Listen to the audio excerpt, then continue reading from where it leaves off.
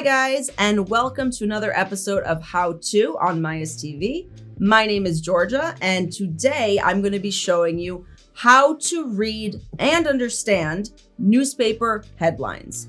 Now, reading a newspaper headline in your second language is one of the most difficult things you can do, right? Any language, because of several things that change from the normal structure to the newspaper headline structure.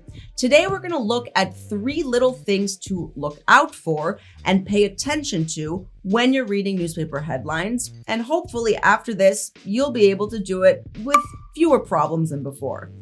Now, the first important thing is a lot of words are missing in headlines. That's the first thing you will notice. Articles, auxiliary verbs, prepositions, these are left out of the headlines because the reader can just fill in the missing word themselves. So if we look at our first headline, and I actually took this from the New York Times, what we have here is Meadows warned Jan 6 could turn violent, House panel says. Now, immediately, we notice a lot of things are missing.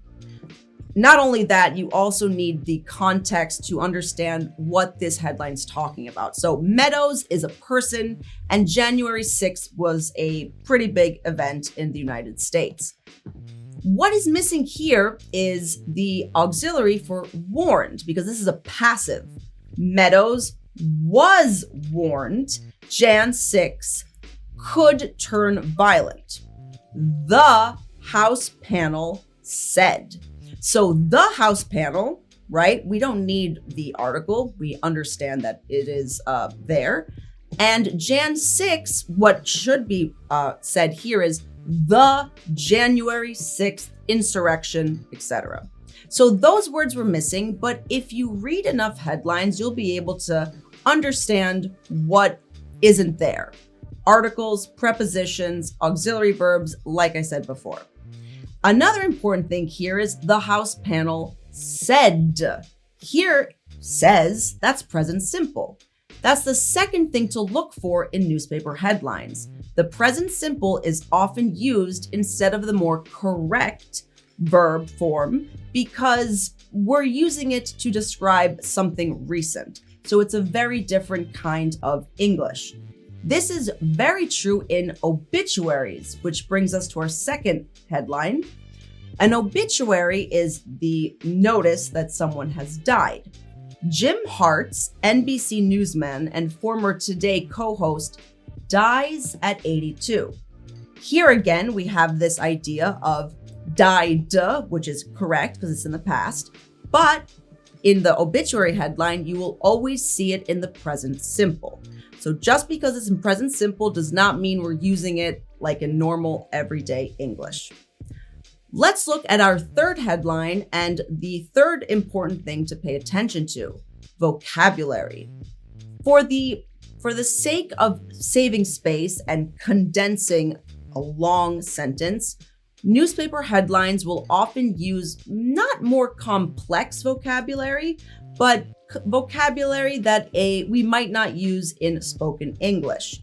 For example, voting underway as France chooses between Macron and Le Pen. Now, as, I'm sure you have all seen this word before, but in this case, it is a synonym of while. Now, as, 2 letters, while, much longer. So newspaper headlines tend to use as to indicate 2 simultaneous actions. So pay attention to that. Another big thing to look at is more complex vocabulary like underway. This is just a fancy way of saying happening right now, right? But that is easy with a search online with underway synonym, and boom, there you have it.